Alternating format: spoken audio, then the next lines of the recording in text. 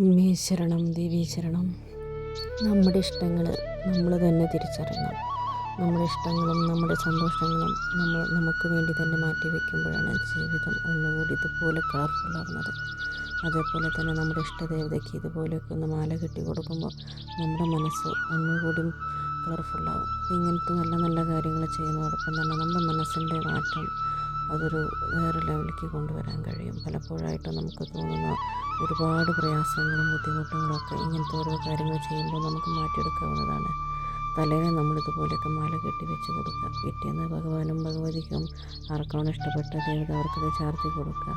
നമ്മുടെ മനസ്സിലേക്കൊരു positive vibe കടന്നു വരും. ആ വൈബാണ് നമുക്ക് വേണ്ടത്.